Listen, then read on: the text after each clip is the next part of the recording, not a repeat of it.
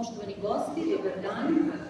Poštovani upravniče, vaša ekscelencija, poštovane gošće i saradnici iz Švedske, poštovani direktori matičnih biblioteka Srbije, dragi kolegi i prijatelji, dobrodošli u Narodnu biblioteku Srbije. Danas smo tu na programu koji se zove Ženska, istorija i svuda. Ovaj program rezultat je dobre saradnje Narodne biblioteke Srbije i Stokholmskog muzeja za žensku istoriju uz podršku Ambasade Švedske u Beogradu. Prema planiranoj agendi, prvo ćemo predstaviti i svečano otvoriti izložbu, a zatim slede predavanje i radionica koje će za kolege iz Srbije održati direktorka Stokholmskog muzeja za žensku istoriju Ana Taša Lashon sa saradnicom Sandrom Buman, autorkom izložbe. Na samom početku molim upravnika Narodne biblioteke Srbije, doktora Vladimira Pištala, da nam se obrati. Izvolite.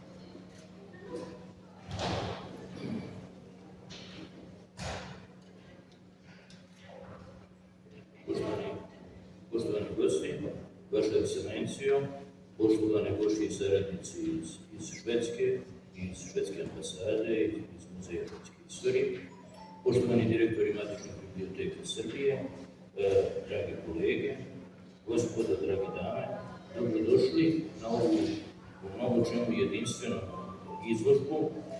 Kao što znate, Muzej ženske istorije iz Stokholma nema svoje prostorije i momentalno ovo je njihov dom, ovo je njihova kuća.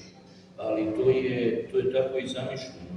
Ovde se radi o idejama i vrednostima, ne radi se o zgradama. I u stvari svaka zgrada je dom za ideju koja je zaista univerzalna. Ja mislim da ljudi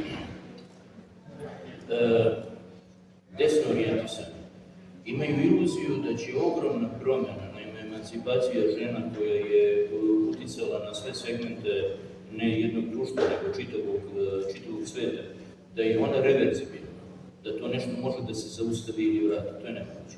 To je apsolutno to je nešto zašto čovjek može staviti ruku u vatru, da će to samo nastavljati i nastavljati. Veoma mi je drago što sarađujemo sa ambasadom Švedske i sa ovim jedinstvenim muzejem, jer juče mi je bila jedna gospođa ovde koja je novinar Pazara. Pazar je bio, ovo govorim za naše švedske kolege, jedna veoma važna ženska novina koja je izlazila od 1964. I ideja je bila da određene vrednosti deli sa svojim čitalaštvom.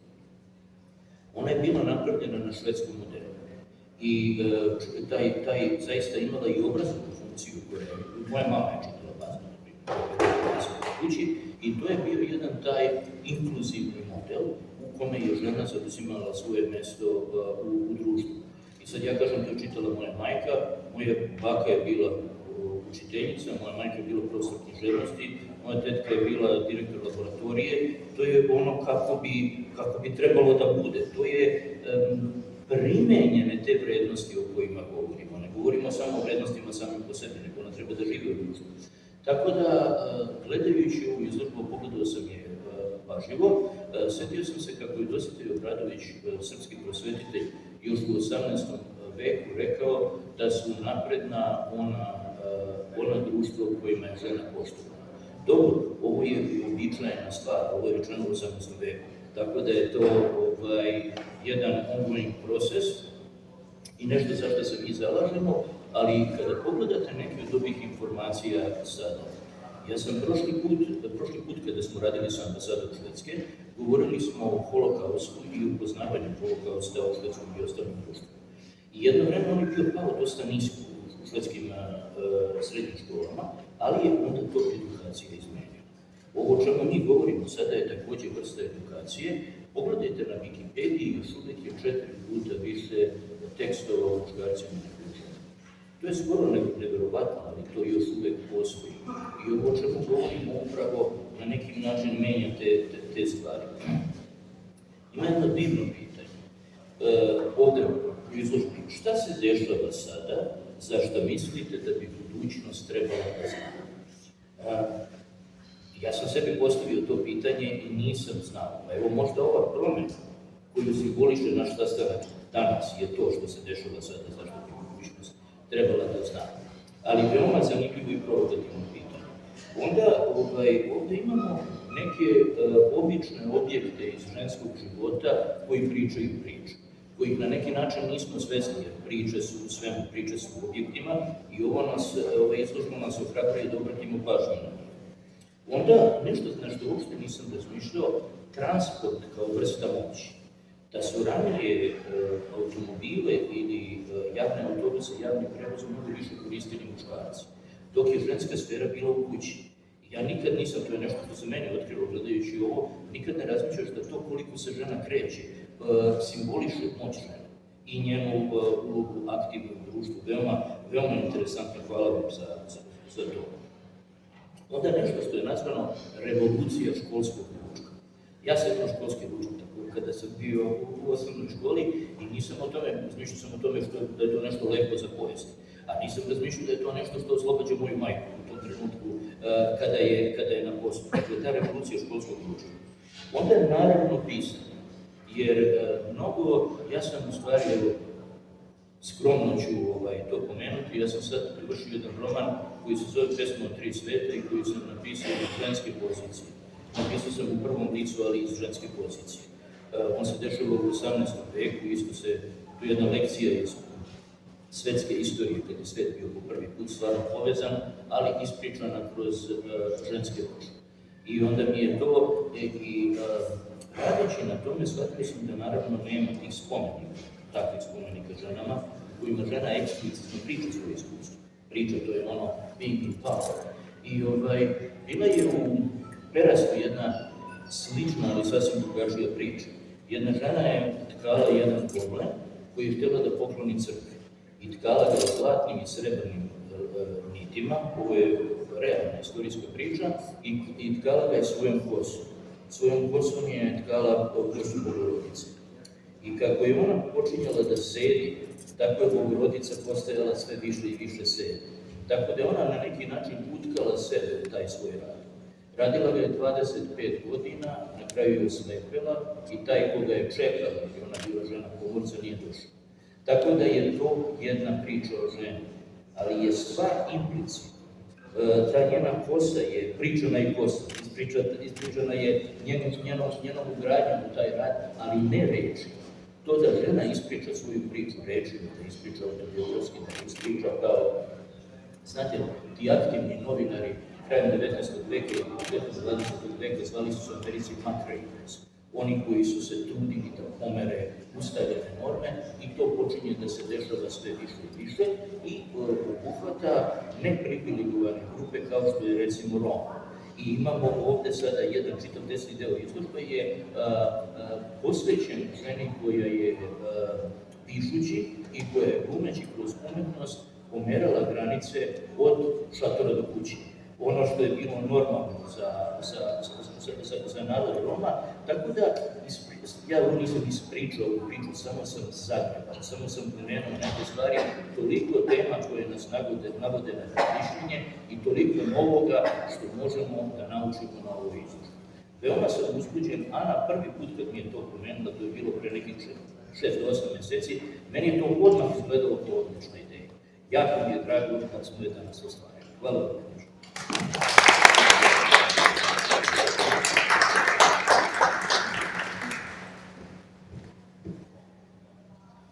Zahvaljujem se upravniku na inspirativnom govoru, a sada pozivam ambasadorku Švedske u Beogradu, gospođu Aniku Ben David, da nam se obrati. Vaša ekscelencija, izvolite.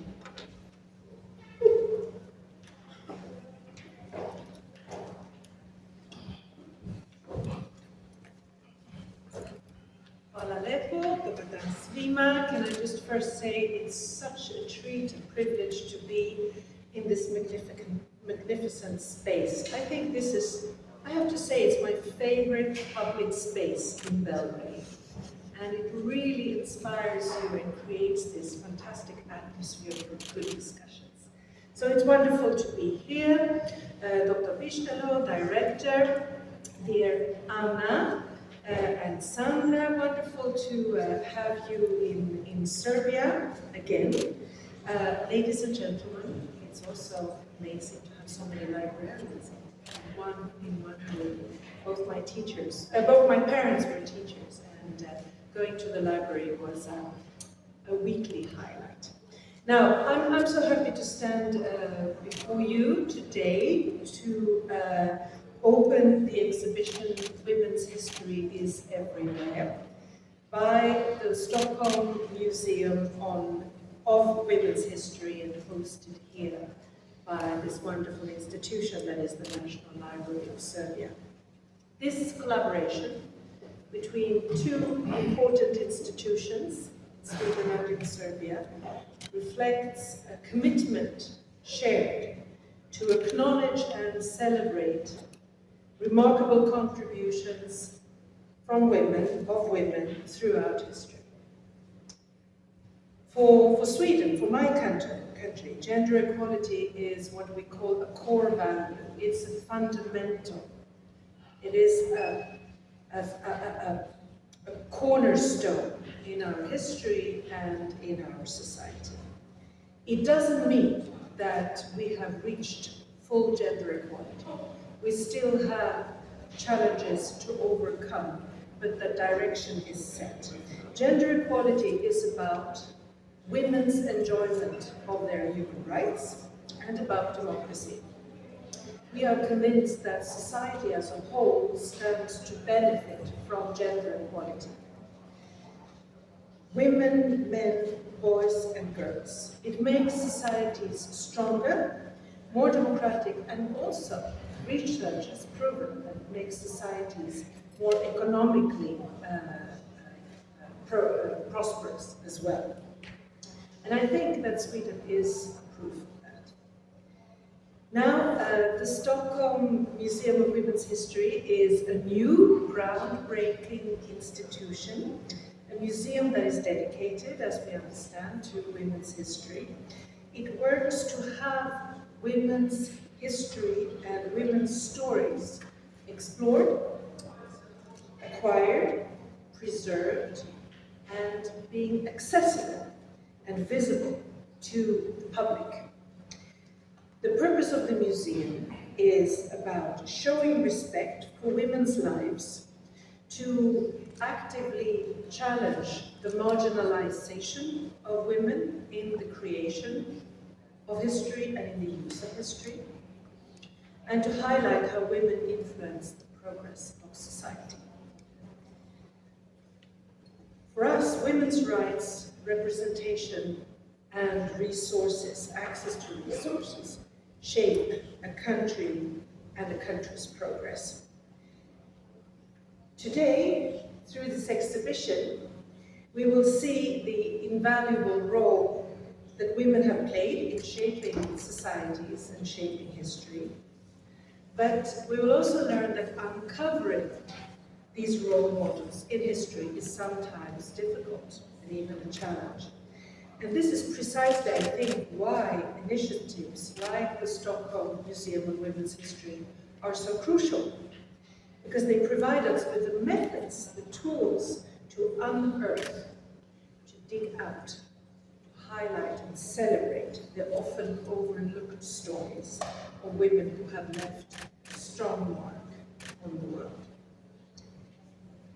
Now, the Stockholm Museum of Women's History is just 5 years old. It celebrates its 5th anniversary this year, but has already achieved remarkable results in bringing to light these contributions and these stories. Women's creativity, women's strength, and women's impact. And by doing so, the museum not only honors the past, but also paves the way for a more equal and inclusive future.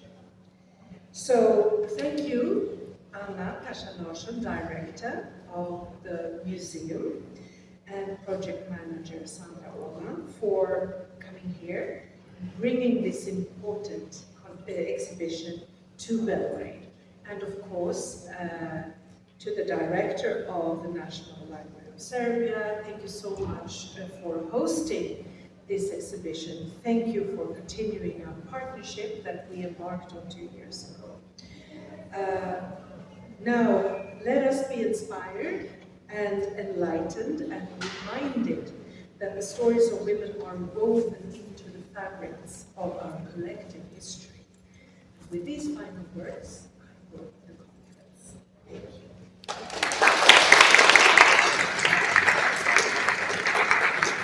The exhibition. Sorry, change of mind.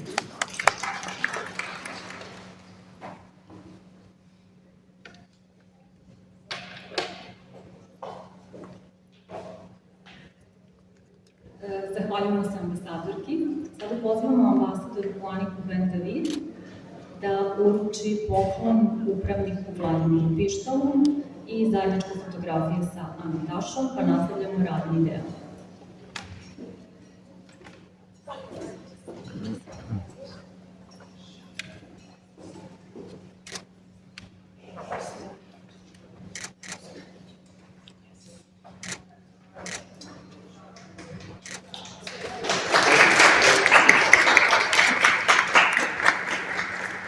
That's not the entire, it's in the back, but this is a brochure about our engagement in Serbia. We have to exhibit something. Yes. Thank you.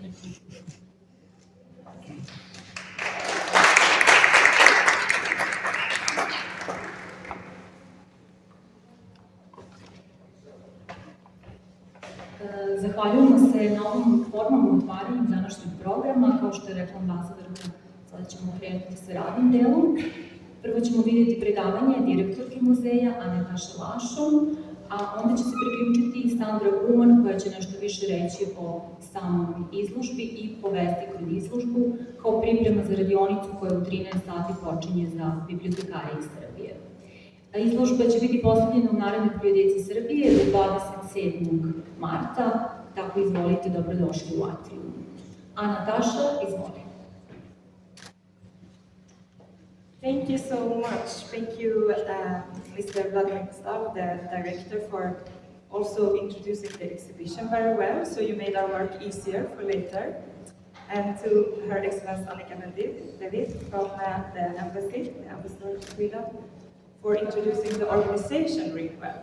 So I feel I will just fill the gaps now. And thank you so much for the opportunity to be here in this amazing space at the National Library. Thank you to the whole team that works here. Because exactly like you said, this is such a remarkable space for movement, for learning, for meeting new people. We were really, when we were here for the first meeting, we were really stunned by this place. And as soon as it was mentioned, maybe you could come here and exhibit, I was like, we need to be in that space. This is where we want to be. So now it's reality. I'm going to start by introducing myself very briefly. I'm the director of Stockholm Museum of Women's History, and I worked there since the start. We formed an organization in 2018. And to just be very quick about my work, I think I have the museum director job which has the most variation maybe in the whole world, as I will soon show you, because women's history is huge. You know, it's all history, and it transcends time and borders. In 5 years since the museum opened, we've engaged in very local projects, regional, national projects, international projects, participating into significant EU-funded collaborations with different partners in different countries. And I hope this presentation I will have now will serve as an inspiring example how we can work together with others with a very clear mission, and how collaboration can be extremely effective. And also maybe it can inspire new ideas how we can connect with each other in the future. That's what we really hope. So I will start with a provoking question. Why a museum of women's history? Shouldn't all museums also work with women's history? Can it be maybe strange to separate it? And I think that's a good question, and something we always need to question. Maybe it only concerns the idea that the woman is the other. It's not the normal history, something fringe. Well, who gets to be part of history? It's a question of power, of democracy and human rights. In Sweden, all publicly funded museums have it as part of their directives to also highlight women's history. But the reality is that even in Sweden, a very progressive country when it comes to being equal, women's achievements, conditions, and contributions to society, it's still overlooked. It's misrepresented sometimes, it can be marginalized within traditional museums, but also in the overall creation and use of history. But it's something that many people want to change. And then a lot of things are possible. So if you look at the statistics, at the daily newspaper, Dagens Nyheter, daily news, they have researched the history books in the elementary schools in Sweden. And in 2015, only 13% of the named persons were women in the history books. And it really affects the young people of this, like what role models they see. And now they recently researched this again. And the percentage did get bigger, but it's still only 27% of the people named in the history books that are women. And in the 20th century, it's actually less than in the earlier centuries. So, as the director mentioned before, how does it look on Wikipedia? I mean, these are the, and I will also show you like the city archive of Stockholm. They counted their archives, the personal archives, because they wanted to know what the gap is. When you know, it's easier to change it. You need the knowledge before. And only 6% of the personal archives of the Stockholm City Archive are named women's archives. So that's a huge gap. And that's the material we use when we tell history, today and in the future. So, on Wikipedia, that's a platform we can all contribute to. We are all part of making this. Still, there are 4 times as many articles about men as there are about women. And the ones that are about men are also longer. And 90% of the articles written on Wikipedia are written by men. So they are the ones that think they have the skills to do this, but we need to change this. That's why our museum opened. And we opened in 2019. And unlike traditional museums that confine in between 4 walls, we are innovative in many ways. Without a permanent building, and we demonstrate that women's history belongs everywhere.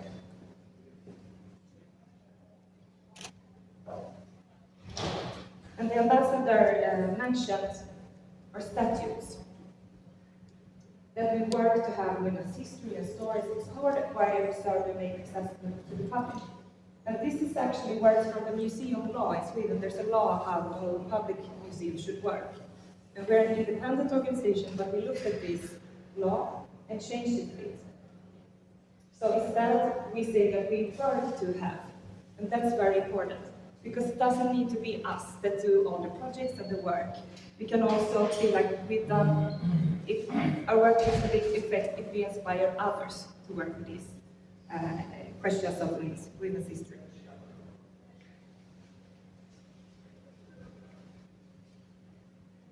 I'm going to show you very briefly. We are 5.5 people, which is of course not possible. So we are 60%. We're 6 people who work at the museum, and the roles we have are, we work a lot with communication, project management, public events, coordinating, guiding, and also service designer. It's not many museums that maybe would prioritize this, but we are really creating methods, working methods, and ways of working. But the historians, the people who have the collections, they are in other institutions, and we collaborate with them. And I'm going to tell you about our methods, how we work. So a cornerstone in all our work are these 3 approaches that we have chosen.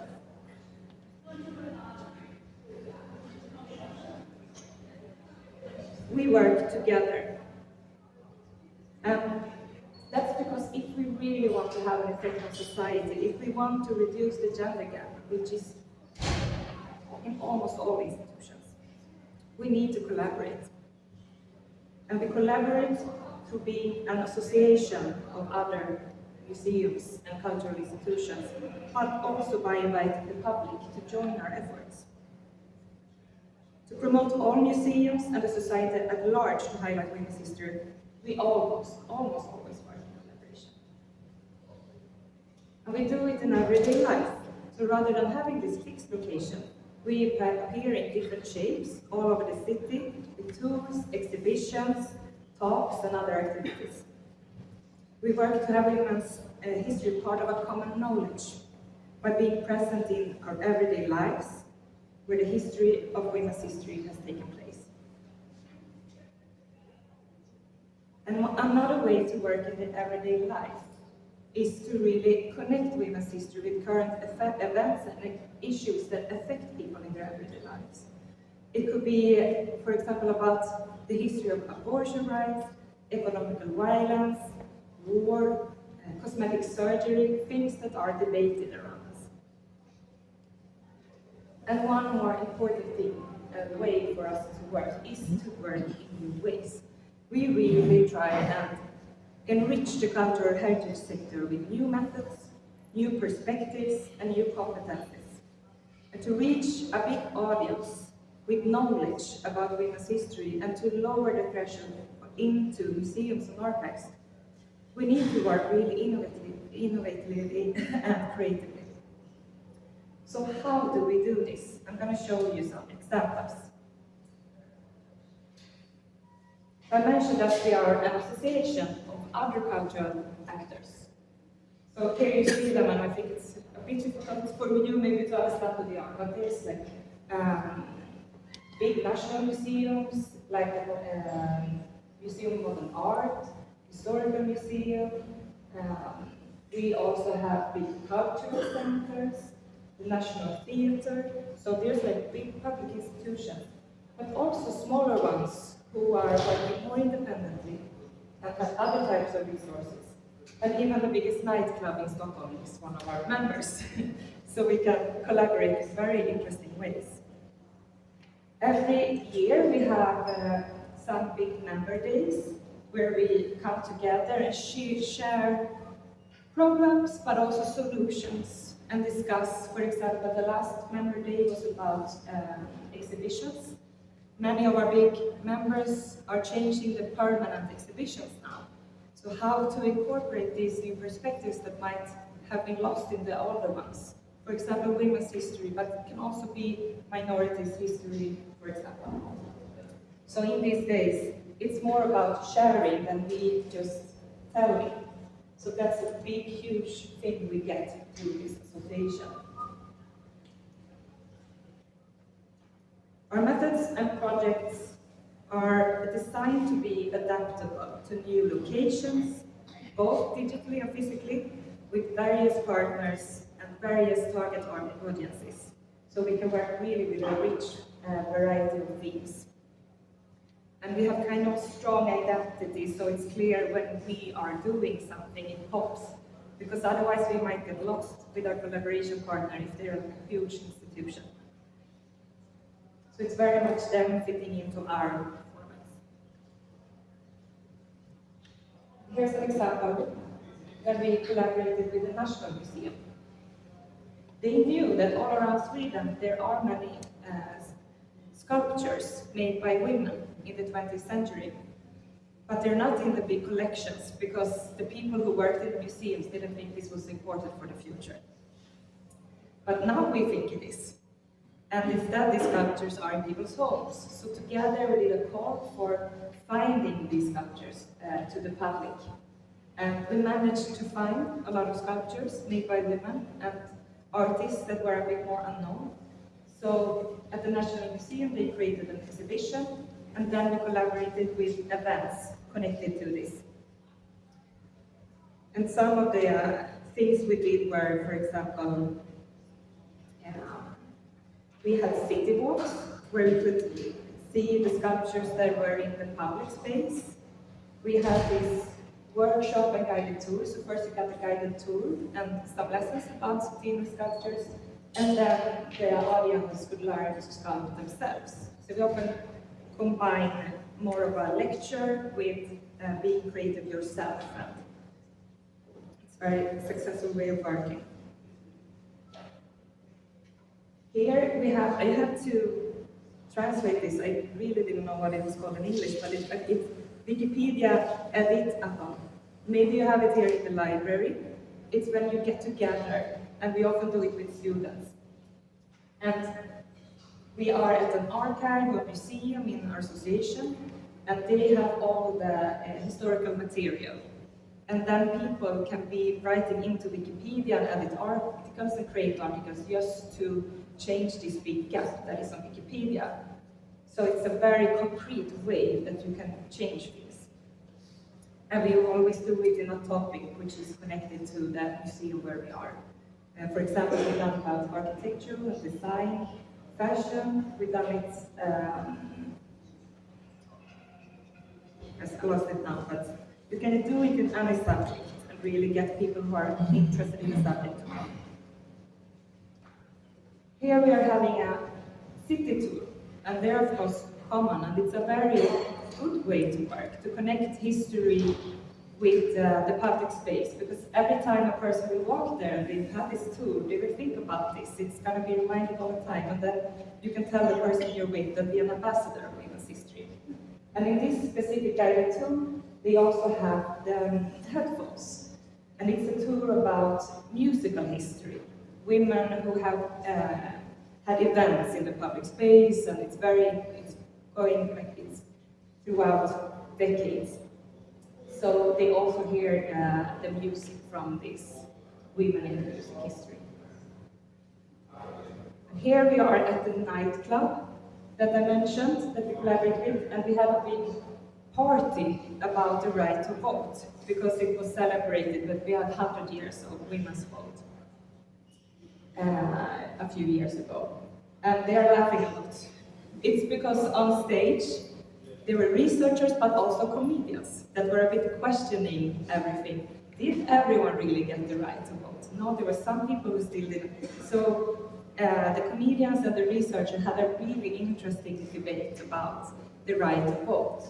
And we got a lot of people to come to the nightclub who normally wouldn't come. So, of course, it's very important for us to bring new audiences into our cultural heritage institutions, but we also want to bring the more common museum visitor to the nightclub and get movement in the city.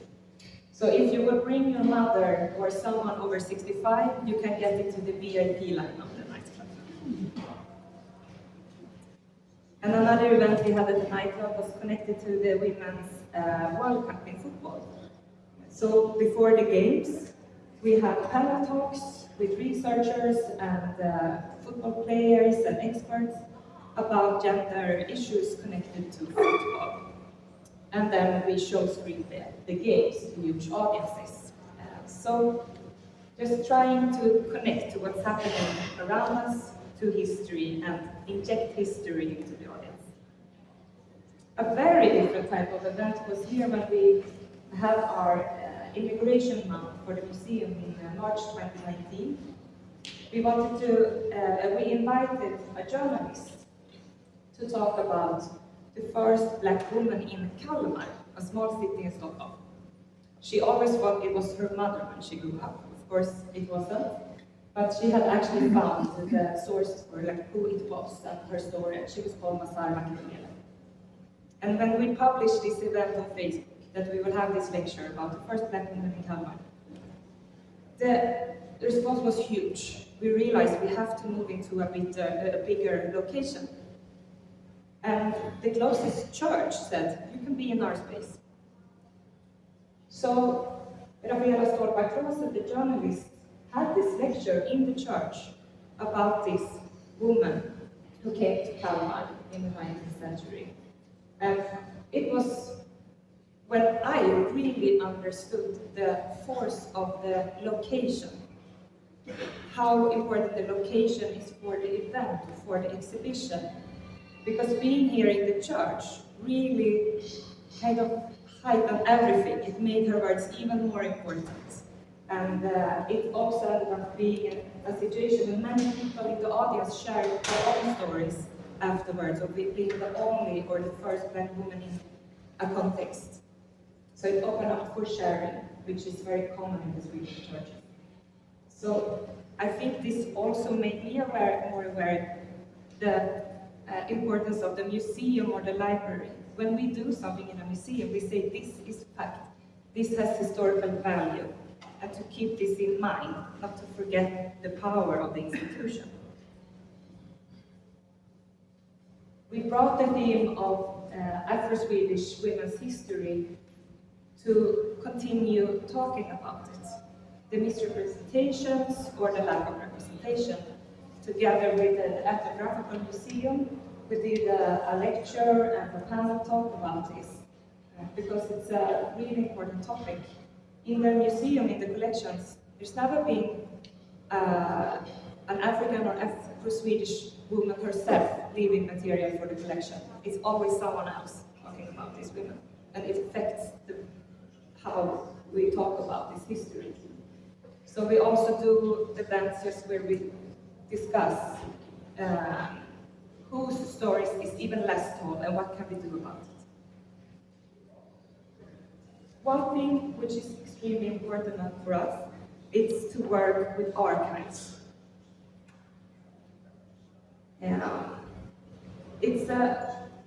Archives are the container for all the history that we can talk about in the future. And this is why we initiated a big project called Arkivism. And it's shaped as a movement. And as I told you in the beginning, only 6% of the personal archives in the Stockholm City Museum is about women, so there's a huge gap. What will the future museum visitors understand about our society today? What knowledge will they find? Whose perspectives will it be? And every time I ask our members when we collaborate, who come to you today in the architectural museum with material to ask, do you want to have this in your collection in archives? It's mainly men still. This hasn't changed, even if we have a lot of female architects in Sweden. So to achieve change, we really need to work together with the museums, with the archives, with the civil society and the whole society at large. And if you know Swedish, you will see that this project for Arkivism is really a mix between archives and activism. So we're not maybe on the, standing all day fighting, but we fight for the archives. That's something we really strong manifest about. And to help with the work, we've published a book, a handbook, where people who have a lot of experiences in archives, like archivists and the researchers, but also writers and artists who have used the archives to find women or to keep women for the future. They give some really hands-on advice on how to work, but also why it's important. And it's the whole project and the book is divided in 3 sessions. So the first one is about the power of archives. Yeah, it's a strong picture here. Because people need to understand why archives are important. I know before I worked in the museum sector, I didn't wake up in the morning and was like, archives are so important. It's our whole future. It's our collective identity.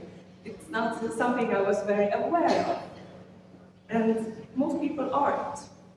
But archives are so important, so we really try and bridge the everyday people to the archives. And there's a reason why archives and libraries and museums are often destroyed in wars. We see it over and over. It's a way to try and erase a nation's whole collective identity and memory. And the next part is about finding the women in the archives. So even if they are there, of course there is material about women in the archives. often more difficult to find because how they are organized and what has been prioritized to find in the past. So it also gives a lot of tips on how to navigate in the archives, but of course the best way is to actually get to know an archivist, or a librarian, that's the best way.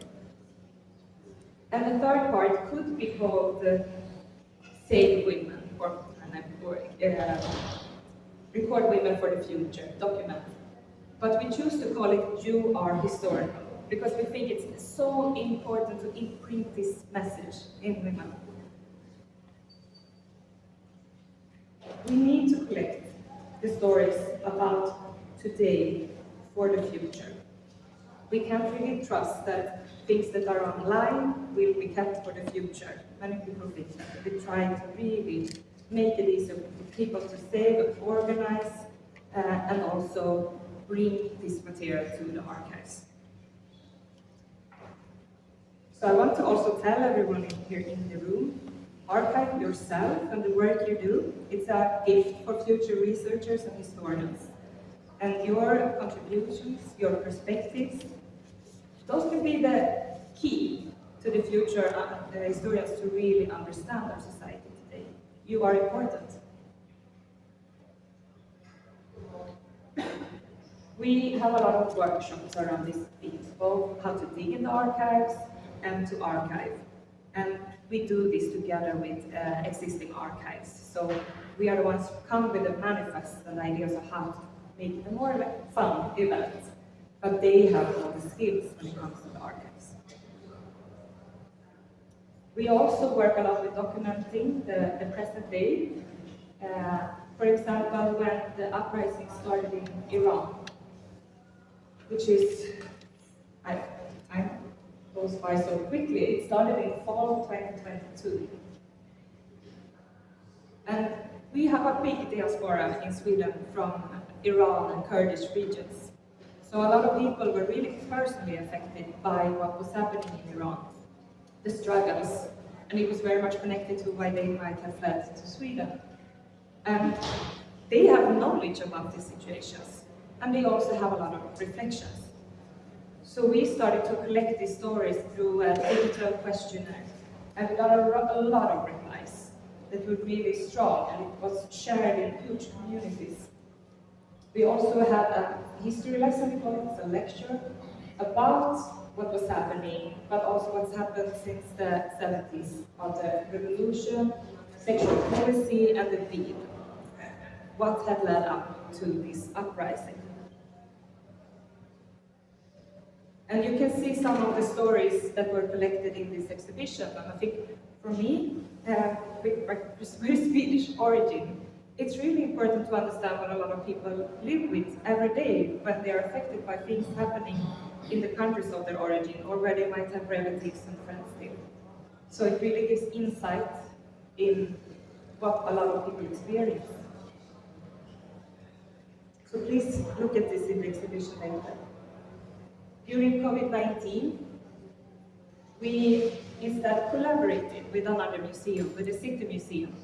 They set up questionnaires to the people of Stockholm about how they experienced COVID-19 and how they were affected. And we asked to bring one question into this, and that was, do you have any thoughts on COVID-19 in relation to gender?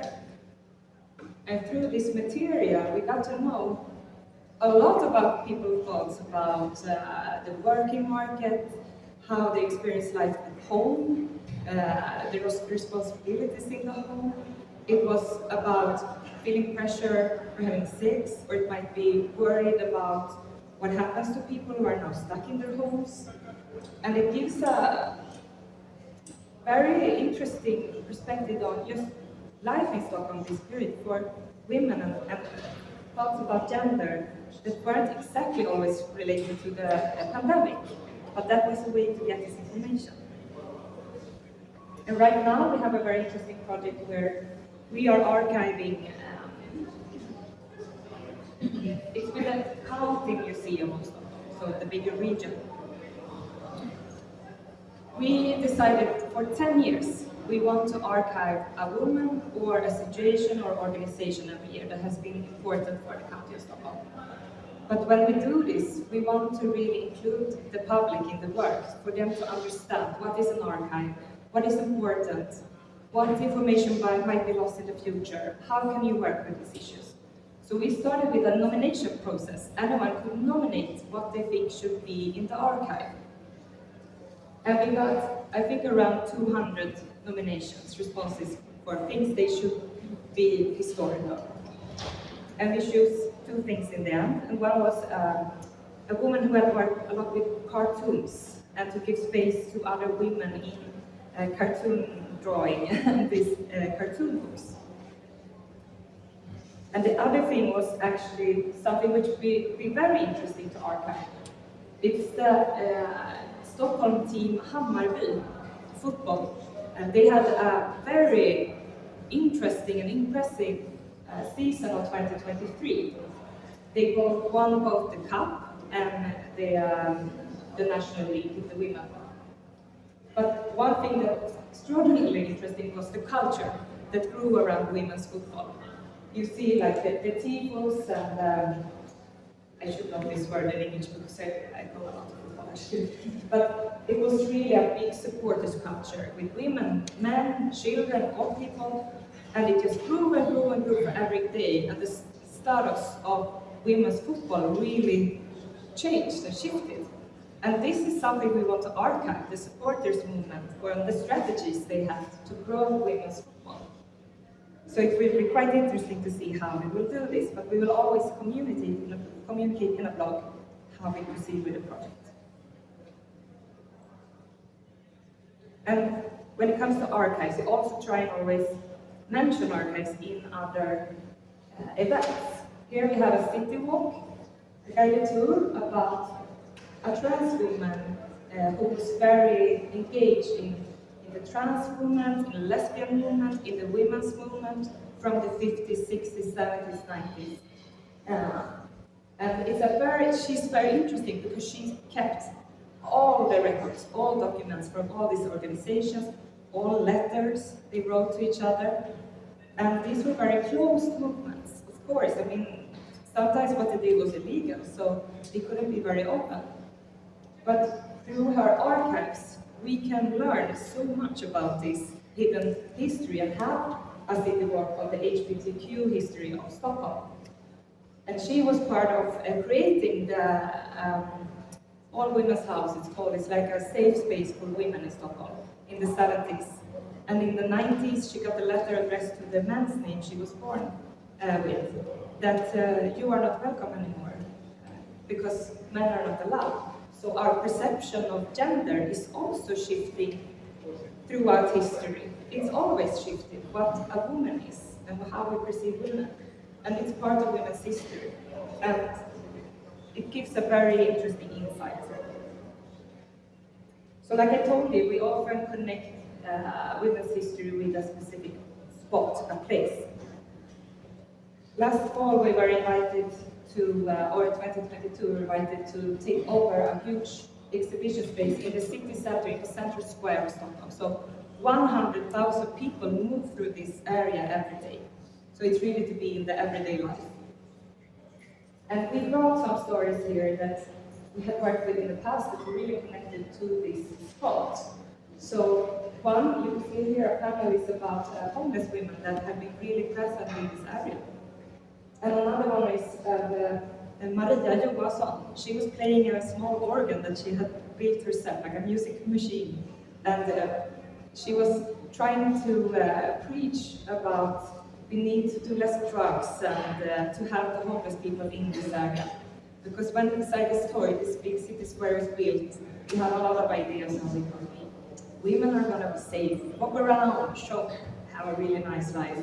But in the end, it ended up with a lot of drugs, a lot of prostitution and homelessness. And women were never involved with this work shaping the city. So this is something we can tell through these women. We also have a podcast. So when we created the exhibition, we made sure to also create the stories in a podcast version, so it would live on after the exhibition is over. In the exhibition, we also asked the audience, which women or events do you think have made an impression on this site? And gave them the opportunity to send their stories to our online collections. And even if they wouldn't send their stories, it's a way to make people think about their own history or the history around them. And we also took the same story to TikTok. So it's important to be where people are, and also the younger generation. And this story about Maria with playing the organ, it got a lot of attention. So 187 comments when I had made this screenshot. And there's even some people think we really need a statue of her in this city square. So it creates a lot of engagement and a place where people can discuss also around history. Another example of how it worked was when we were asked to take over a big exhibition space in the Museum of Architecture and Design. And we researched the material we already have to work sustainable. We had a very short time frame and brought these stories that really connected to design and architecture and the creation of Stockholm into this space, while also trying to tell people how we work. Exactly like in this exhibition, we both tell the story of our methods and connected to the space here, the library, and use the pen and the writing. So we created a new entrance. So you really enter the museum in another museum. We showed our projects and stories from the different projects in this space. We created a stage, so people would really be like, we painted the drapes, and okay, here is something supposed to happen. So people would look at the schedule for all the events that take place. So here is the opening, and here's another event where this space is used. And if you look at the audience, it's very different from their usual audience at the Architecture Museum. They often reach men, maybe 50 to 65 age. So one reason many people want to work with us is because we really manage to get another type of audience to the museums than they usually do. And when we're at the nightclub one day, museum the next, we really get like an interesting target group following our social media. And we also had a lot of events during this period, so here we have a guided tour of the archive. I was at this one, and it was really interesting because the women here to the left, they were all architects that had worked, and they were over 80 years old. So they could actually come with their perspective also in the guided tour that was very much in dialogue with the audience.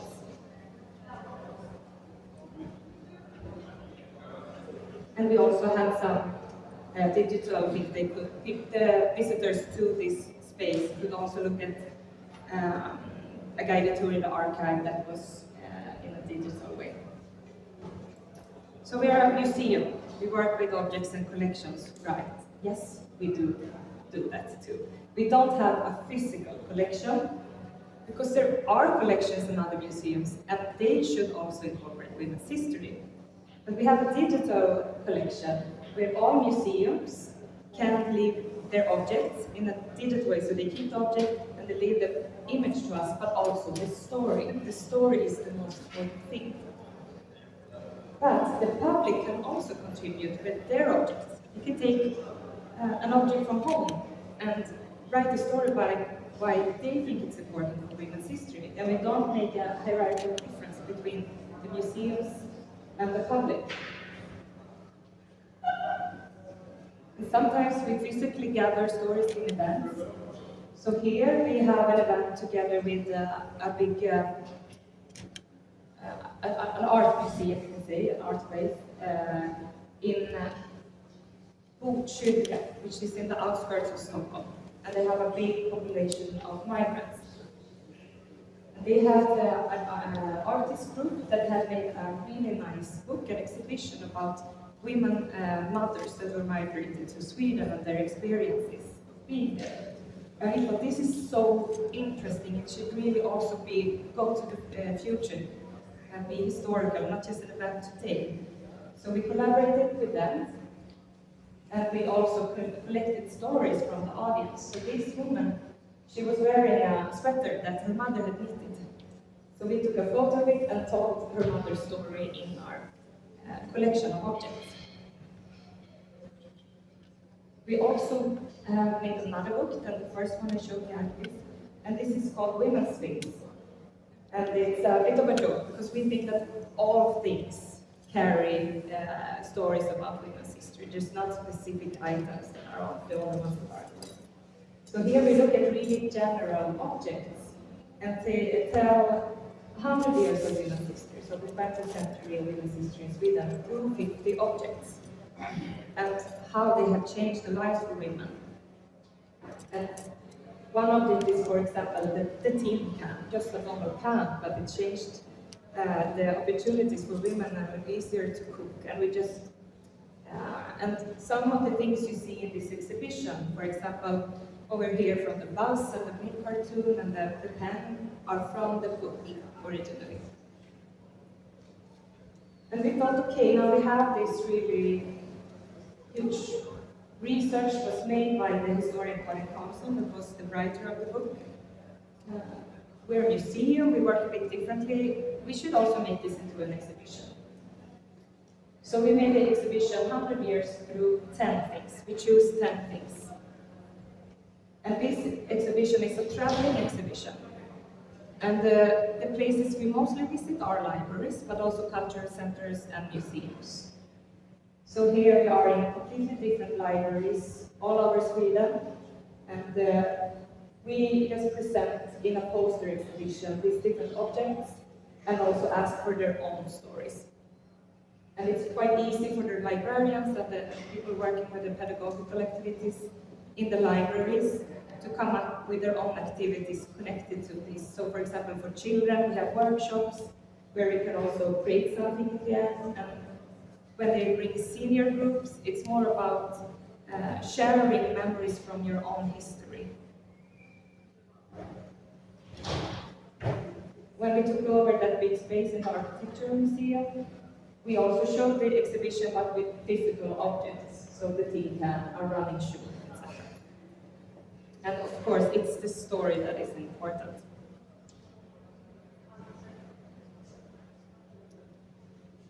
We collaborated with a dairy company called Ala that reached the whole of Sweden. So many people really want to join our mission, and they offer us ways to exhibit in a very innovative way. So here we could present one story from the book about the lunch tray and the school lunch, like was mentioned earlier, and how it really changed women's life in Sweden. They were now not, they didn't have to stay at home and cook during the middle of the day. They could go out to work. And through this collaboration, we managed to reach over 1 million Swedish people in their everyday life at the breakfast table. It could be a discussion in the family in the morning, or in the fika, which we will get later here, in the breaks at work. I'm going to show you also a project which I think is very interesting here in this context. We collaborated with libraries and archives in Värmland, one county, big region of Sweden. They had listened to a lecture we had, similar to this, and then contacted us. Actually, we applied for a grant, and now we got money to work with your working methods and projects. You're like, okay, interesting. And that was so much fun, because they worked in a regional level, but also local. It was a city archive, the regional archive. So they had connections with other things that we have in the society, like hospitals, like public transportation. So together we could generate ideas of how to work a bit more uncommonly. And the whole project was called You Are Historical, from this IPVC project I showed you. So one part of the project was to find archive material in their big archives about places in Karlstad, the biggest city in this region. and we would take these stories to the spots where they had happened.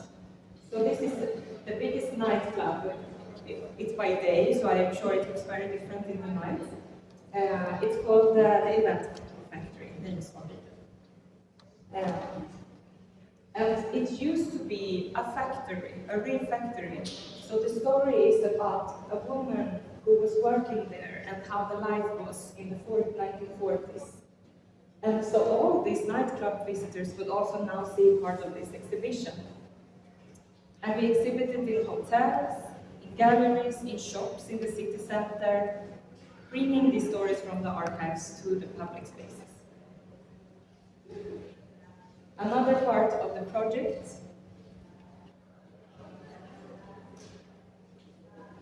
was to collect stories. And that's something we could do through our platforms. They didn't have digital collections, but it will end up in their archives. So anyone living in the county or had memories from the county of Värmland, the region of Värmland, they could send their stories or upload it online. Things that they really think should be historical and go to the future. So that's the way we always try and include the audience.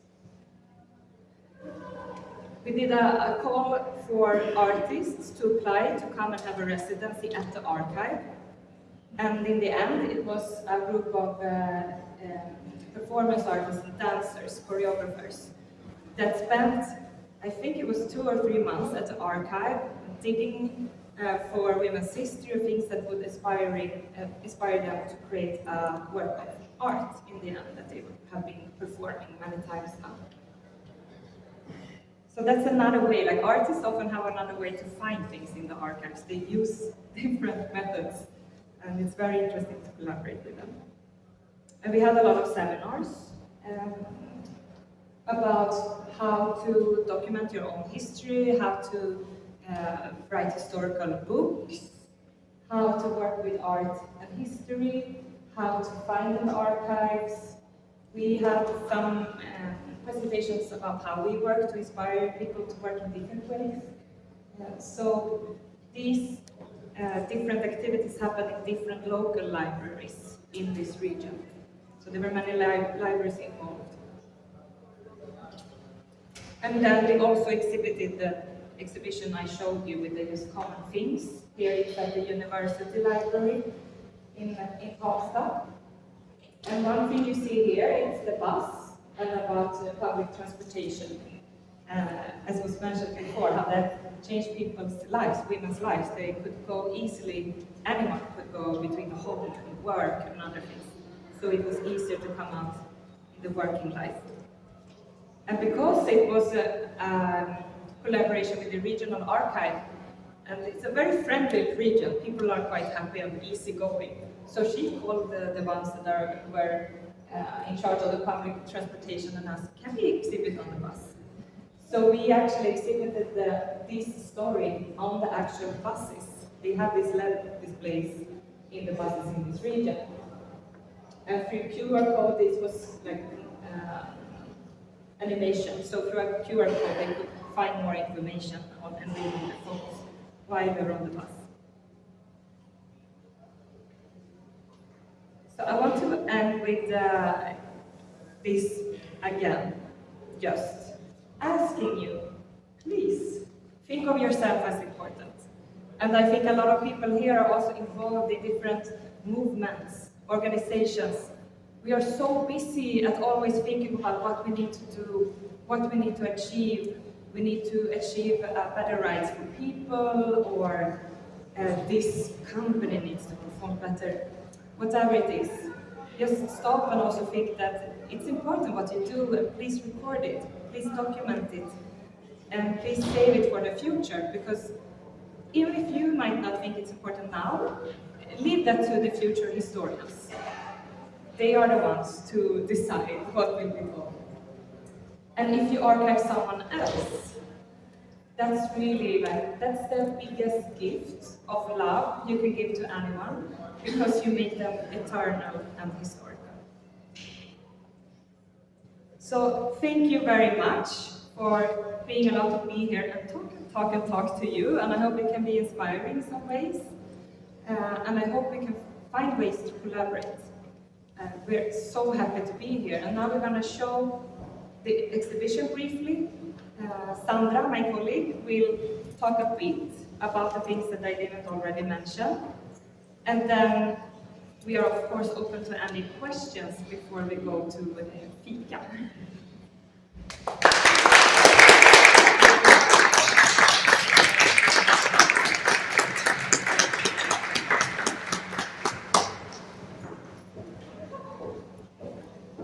Let's see, yeah, it's working.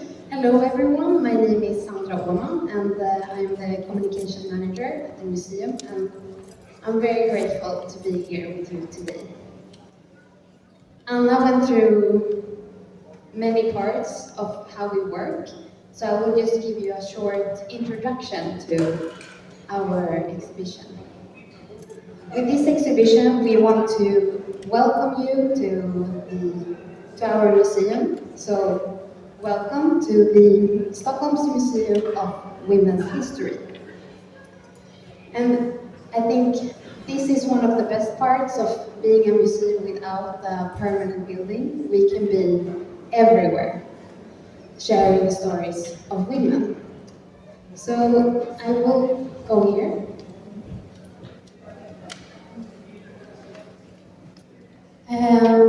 In that part over there, and the continuation here, you will be able to see more closely and read more about how we work, getting some more details from what Anna shared with you earlier. We are also sharing why we need to exist, and through statistics, and we are also giving you true stories from people that shared their experience and thoughts from the COVID in Stockholm, but also about the movement Women Life Freedom.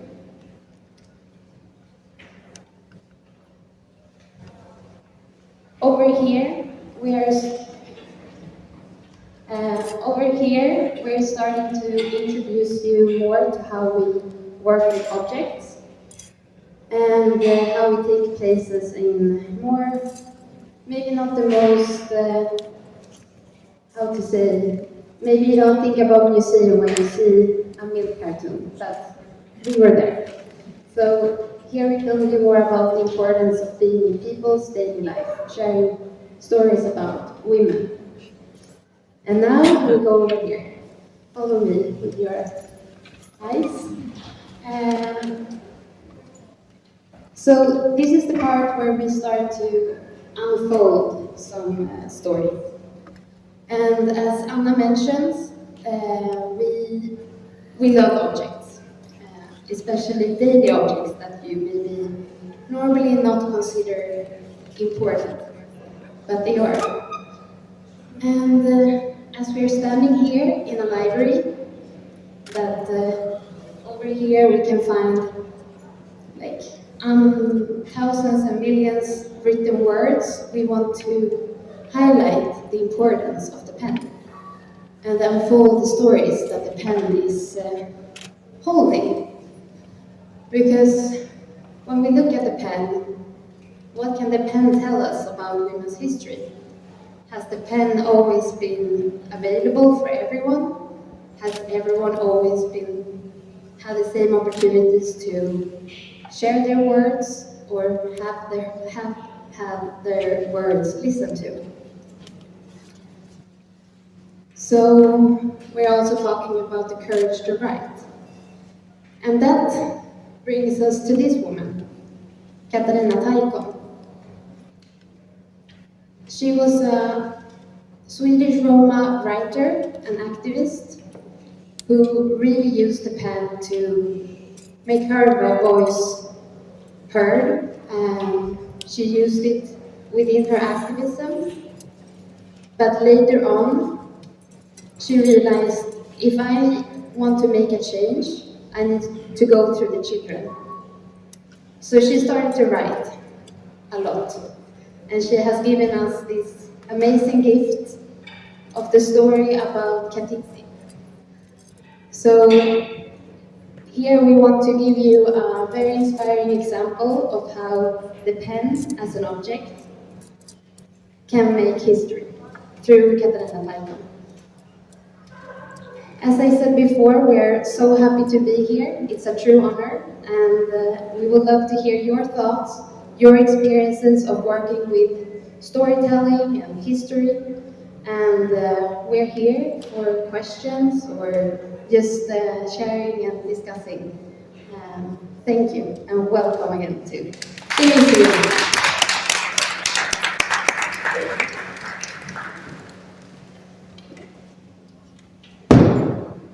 Hvala svima na pažnji. Ako ima neko pitanje iz publike, naše gošće su otvorene za pitanja. Evo i prilike da se zahvalimo prevoditeljki koja je bila uz nas. Ako nemate pitanja, možda na neki neformalan način, tokom koktela i kao što je već rekla Ana Taša, slede švika, izvolite, pogledajte izložbu i hvala vam na pažnji. U 13 sati vidimo se na radionici za bibliotekare u Kafe-kњижaри. Hvala vam na pažnji i do novih susreta, svako dobro.